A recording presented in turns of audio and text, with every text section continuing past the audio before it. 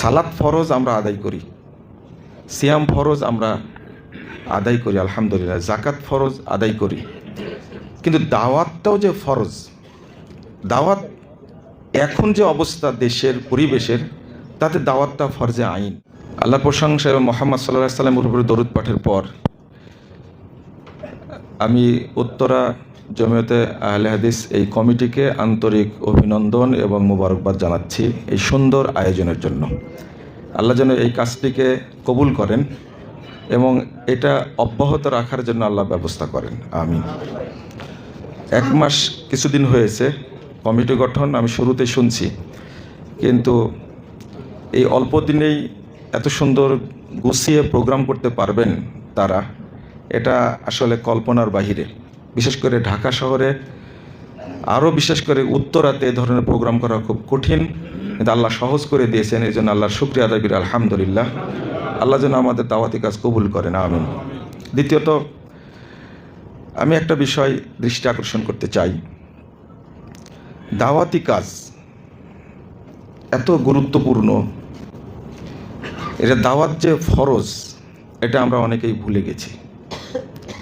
সালাত ফরজ আমরা আদায় করি, সিয়াম ফরজ আমরা আদায় করি আলহামদুলিল্লাহ, জাকাত ফরজ আদায় করি, কিন্তু দাওয়াতটাও যে ফরজ, দাওয়াত এখন যে অবস্থা দেশের পরিবেশের, তাতে দাওয়াতটা ফরজে আইন। দাওয়াত কখনো এটা ফরজে কেফায়া হয়, ইসলামী রাষ্ট্র প্রতিষ্ঠিত আছে, সমস্যা নাই। আবার দাওয়াতটা কোনো মুবাহ হয়, সব জায়গায় ইসলাম অনুশাসন চলছে, সেই সময় দাওয়াতি কাজ করবে। কিন্তু এখন দাওয়াতটা হলো ফরজে আইন। যার মধ্যে এলেম আছে তিনি এলেম দিয়ে দাওয়াতি কাজ করবেন, যার আর্থিক সামর্থ্য আছে তিনি অর্থ দিবেন, যার পরিশ্রম করার শক্তি আছে তিনি পরিশ্রম করবেন, যার সময় দেওয়ার সুযোগ আছে তিনি সময় দিবেন। কিন্তু এই কাজে সবাইকে অংশগ্রহণ করতে হবে।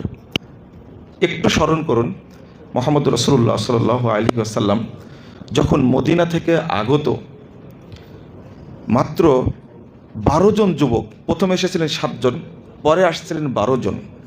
এই 12 জন যুবককে যে কথাগুলো বলেছিলেন সেখানে দাওয়াতের কথা আছে।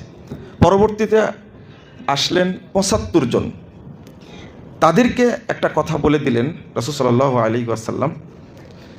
এই 75 জনের কাফেলা সম্পর্কেই ইতিহাসে বেশি আলোচনা হয়েছে, সেটা ছিল সবই সামাজিক দায়িত্ব। এটা মুসনাদ আহমদের লম্বা হাদিস বর্ণিত হয়েছে, বিশেষ করে সহিহ ইবনে হিব্বানের মধ্যে 7012 নম্বর হাদিস। রাসূল সাল্লাল্লাহু আলাইহি ওয়াসাল্লাম বলছিলেন যে তোমরা আমার কাছে বায়াত গ্রহণ করো। প্রথম বলেন আলাসামি ওয়া তাআ, কথা শুনবে এবং মানবে, তোমাদের মধ্যে যিনি দায়িত্ব পালন করবেন তার। ফিলমানের সাথে ওয়াল মাকরাহে, সন্তুষ্ট থাকো আর অসন্তুষ্ট থাকো। 2 নম্বর ওয়ালা নাফকা ফিল উসরি ওয়াল ইউসরি, তোমরা খরচ করবে আল্লাহর রাস্তায়, তুমি সচ্ছল থাকো আর অসচ্ছল থাকো। 3 নম্বর বললেন ওয়ালাল আমরি বিল মারুফ ওয়ান নাহি আনিল মুনকার, সৎ কাজের আদেশ দিবে, অসৎ কাজে বাধা দিবে। এই জায়গায় রাসূল সাল্লাল্লাহু আলাইহি ওয়াসাল্লাম তাদের কাছ থেকে দিলেন, ওয়াদা নিলেন। সাহাবীরা সবাই এক বাক্যে বলেছিলেন আন নাকুলা বিল হক আইনামা কুন্না লা নাখাফু ফিল্লাহি লাউমাতা লাইম। তারা বলে দিলেন এক বাক্যে, আল্লাহ রাসূল আপনার কাছে আমরা ওয়াদা করছি যে আমরা পৃথিবীর যেখানেই থাকি সেখানেই হকের দাওয়াত দেব, আমরা নিন্দুকের নিন্দাকে পরোয়া করব না।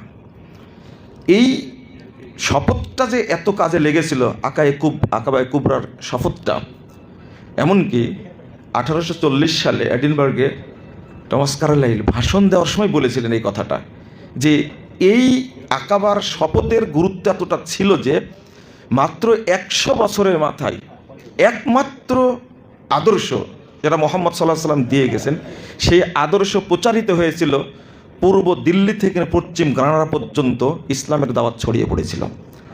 আজকে বাংলাদেশে জমিয়ত আহলে হাদিস, জমিয়ত সুবহান আহলে হাদিস, আলহামদুলিল্লাহ আলেমের অভাব নাই।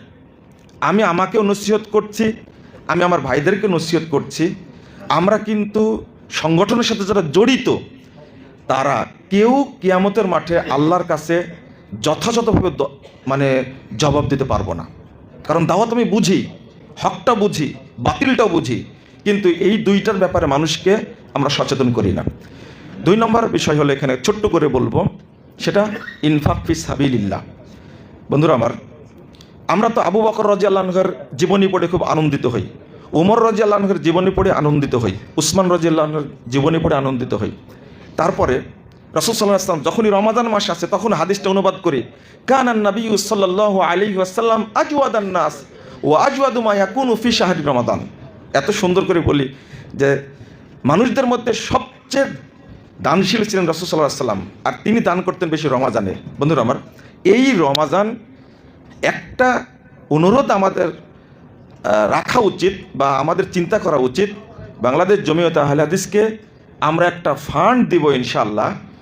সেটা জাকাত ফান্ড হতে পারে, সাদকা ফান্ড হতে পারে, বা এককালীন অনুদান হতে পারে, যার মাধ্যমে বাংলাদেশ জমিয়তে আহলে হাদিসের এই কেন্দ্রীয় কল্যাণ ফান্ড সমৃদ্ধ হবে, দাওয়াতি কাজ বেগবান হবে এবং প্রতিষ্ঠানগুলো সচল হবে, আরও সুন্দর হবে ইনশাআল্লাহ। এই আবেদন রেখে শেষ করছি। আসসালামু আলাইকুম ওয়া রাহমাতুল্লাহি ওয়া বারাকাতুহু।